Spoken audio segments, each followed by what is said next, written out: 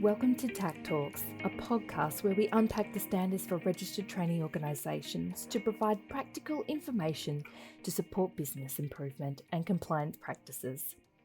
My name is Mel Hartley from the Training Accreditation Council, or TAC, and today I'm joined by Claire Werner, one of our TAC auditors. Claire is an expert in the field of training and assessment and the standards for RTOs. Today she'll help us navigate the topic of equivalence and how it applies in the vet environment and how awarding credit ties in with this.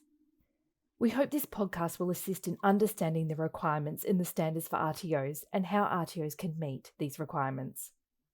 Before we commence, I wish to acknowledge the traditional custodians of the land we are recording on, the Whadjuk people.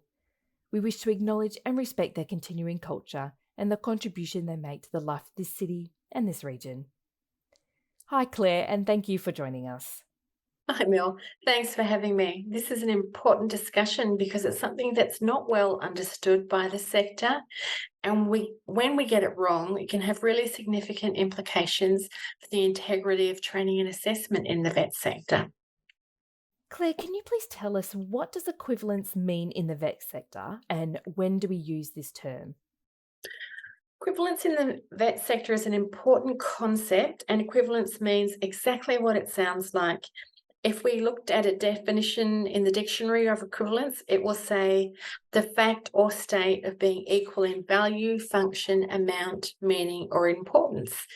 In the vet sector, we're asking how alike or equal are these two things that we're comparing. And we do that comparison in two situations.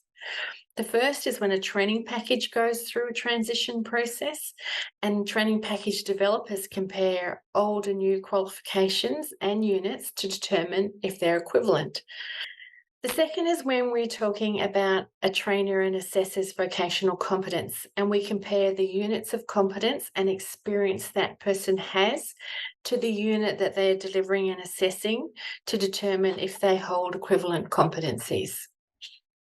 In each of those two different situations, how is equivalence determined, and are there any guidelines the sector uses to make these decisions? Training packages are incredibly important to Australia's national vet system because they define occupational skills standards in units against which training and assessment of competency can take place. All RTOs train and assess against that same standard.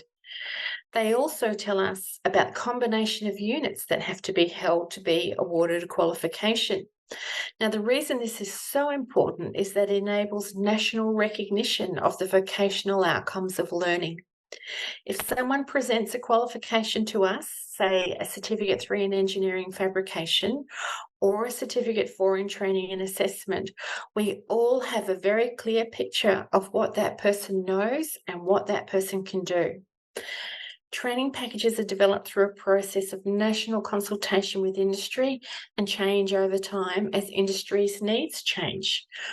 When a training package is changed, the developers are required to determine the equivalence of units and qualifications in accordance with a policy called the Training Package Products Policy. This is one of three documents that form the training package organising framework. The other two documents are the standards for training packages and the training package development and endorsement process policy. And you can download all three of those documents from the Department of Employment and Workplace Relations website. So that's DEWA. When the training package developers say new qualifications equivalent to a superseded qualification, it means that the occupational outcome or the AQF level described by the two qualifications hasn't changed. When the training package developers say a new unit is equivalent to a superseded unit, it means that the work outcome described by the two units has not changed. Now, the second situation is where we're talking about the competency of an individual trainer and assessor. Our standards at clause 1.13 say that trainers and assessors have to be vocationally competent. For us, this means that the trainer and assessor holds the unit that they're delivering and assessing, or they prove that they hold equivalent competencies. This will again trigger a comparison process where we look at evidence to decide that they know everything that they need to know and can do everything that they need to be able to do to be able to deliver and assess the new unit. TAC also has a fact sheet about vocational competence. That's a great reference if you're looking for more detailed information and examples about this process. What is incredibly important to acknowledge is that this is a process that only holds value within the RTO where the comparison happened. It doesn't result in any recognition or the award of a statement of attainment or a qualification. It's really a quality control process in an individual RTO. Well, that seems quite straightforward. So, why is it that RTOs are confused by equivalence? Because there's a flip side, what equivalence doesn't mean. It doesn't mean that the units are the same for training and assessment purposes, and I think this could be one of the main causes of confusion. There can often be a number of changes to the unit and assessment requirements that require the RTO delivering the unit to review and update their materials for training, their resources, equipment, and assessment tools. Often the changes sit in the assessment requirements and they add extra evidence requirements or specifications or conditions that substantially change how the RTO needs to train and assess. TAC's new fact sheet on training product equivalence has actually got some examples of this that RTOs can review. Yes, it does. And that fact sheet has recently been uploaded to the TAC website for RTOs to access. Now that we are clear on what equivalence does and doesn't mean, let's talk about how equivalence affects practice in the RTO. Claire, where and when is equivalence used by RTOs? Equivalence impacts a number of processes in the RTOs, but the most significant and common, well, there's three of them. The first is the training package transition. So when the RTO is changing their scope. The second is for credit applications from an individual learner. And the third is when they're determining the vocational competency of trainers and assessors. When the training package transitions, qualifications and units on an RTO scope of registration that have been determined to be equivalent will be updated automatically by their regulator. When qualifications or units are not equivalent, the RTO will need to apply to add the new units or qualifications to their scope and go through all of the normal review processes and then potentially an audit process as well. As we mentioned earlier, if a unit or qualification has been determined to be equivalent, it doesn't mean that there are no changes from a training and assessment perspective. So the RTO really needs to establish what has changed and what the impact of those changes are, and then update their training and assessment materials to address those changes. This will often also include the strategy documents, the marketing, and checking the trainers and assessors qualifications. Establishing what has changed will most often involve a mapping process where the RTO is going to compare all parts of the old and new units to identify what's different and the impacts of those differences. It's a detailed mapping that can be used to help the RTO with the other two processes that we mentioned as well. The new fact sheet has got a worked example of mapping for the first aid units that's going to assist RTOs to understand this process. Yes, it does. We should stress that the example provided in the fact sheet is not a template that must be used. It is just one example of how an RTO might do mapping. Correct. Each RTO is going to have its own approach. Okay, the other two processes you mentioned were awarding credit and determining vocational competence. Let's talk about credit. Well, firstly, I want to establish that there are only two situations when an RTO can award credit. The first is if a student provides evidence of holding the current unit or module, and this could be with a statement of attainment or an authenticated vet transcript from the USI register. This is a straightforward process that is very common in all RTOs. The second is when a student provides evidence of holding the superseded equivalent unit and or module that reflects the current unit and or module outcomes. This can happen each time a training package goes through a transition process, and the training package's developers determine whether the immediately superseded qualifications and units are equivalent to the new qualifications and units. You mentioned the two situations that RTOs can award credit. A question that is often raised is, what if a person has an older version of a unit, say from two training package versions prior, and each of those versions has the old unit equivalent to the new unit? So, in essence, you get a chain of equivalent units. That is a great question, Mel. And a really important thing to remember is that when training package developers determine equivalence, it is only for the current unit and the unit that it immediately supersedes. Their determination of equivalence doesn't consider the units and/or modules from versions superseded twice or more. So it does not consider the historical versions in your chain of equivalent units. It's not reasonable for RTOs to make the assumption that those units are equivalent to the current unit. The analysis hasn't been done by the training package developers.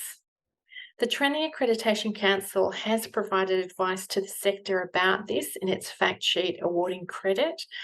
And that advice says that where an award of credit is sought for units and/or modules that have been superseded twice or more, the RTO must conduct a mapping process to confirm no gaps exist in the content and learning outcomes between the module and/or unit already attained by the learner and the unit and/or module for which the learner is seeking an award of credit. If there are no gaps, the RTO can award credit. Where a mapping process identifies gaps in the content or learning outcomes, no award of credit can be provided. So, to summarise, if a student holds an equivalent unit that immediately precedes the current unit, the RTO can automatically grant credit. If the student holds an equivalent unit that does not immediately precede the current unit, and a mapping or analysis has been done by the RTO which determines that there are no gaps, then credit can also be awarded. That's correct. Claire, what happens if a student holds an equivalent unit which does not immediately precede the current unit, and the mapping or analysis determines that there are gaps? Well, if gaps are identified between equivalent units or modules that have been superseded twice or more, no credit can be provided. Instead, the RTO would consider undertaking a recognition of prior learning process or enrolling the learner in training that actually addresses the gaps that have been identified. One thing we haven't talked about is when a student asks for credit where units are not equivalent. Credit can't be awarded when versions of units or modules are not equivalent, but the RTO could undertake an RPL process with the learner. The TAC fact sheet recognition of prior learning will help RTOs interpret the requirements of clause 1.8 and 1.12 in relation to this process. Okay, let's move on to the last topic, equivalence as it relates to vocational competence. What we're trying to do with vocational competence is establish that the trainer and assessor knows everything they need to know and can do everything that they need to be able to do so that they can train and assess the current unit. We also don't issue a statement of attainment when we're establishing vocational equivalence for the purpose of 113A. If we think back to what was said earlier, that for equivalent units, there can be differences that impact training and assessment. We have to find out if that is the case for our units. When an RTO is establishing equivalence for a trainer and assessor, even if the unit has been determined as equivalent by the training package developers, the RTO should establish if there were any differences that mean we need some more evidence from the trainer assessor or that we need to provide some form of gap training for them. In an equivalence process, this may be less formal than for RPL. For example, the trainer and assessor might do some form of job shadowing or some informal training to actually address the gap that has been identified. In most instances, RTOs are going to do that analysis by mapping the units to identify the differences. That mapping or analysis will be evidence that an RTO should keep and will contribute to how they demonstrate compliance with clause 1.8 of the regulatory standards. Thank you very much, Claire. And do you have any final advice for our listeners today? Well, equivalence has very specific meanings in the vet sector, and we should all ensure that we understand this and we use equivalence as it is intended. If we do this, we can ensure that the integrity of our assessment system and the certification we issue is maintained. Please access the TAC fact sheets on training product equivalence. It has got a really detailed explanation and examples that will be helpful for RTOs to understand equivalence. The TAC fact sheet on awarding credit and the Training Accreditation Council's advice to RTOs also provide further clarification in this area. Thank you for speaking with us today, Claire, and working through the concept of equivalence in the vet sector and how this applies to awarding credit. We hope this information has assisted RTO's understanding of this topic. As mentioned a few times throughout the podcast, further information is available in the fact sheets Training Product Equivalence, Awarding Credit, Recognition of Prior Learning, and Vocational Competence and Industry Currency. These are all available on the TAC website wa.gov.au/TAC. You've been listening to TAC Talks with Mel Hartley and Claire Werner. Thank you for joining us.